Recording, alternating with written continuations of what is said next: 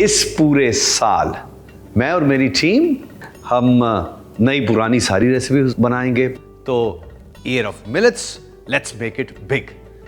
Millet खजाना है ये।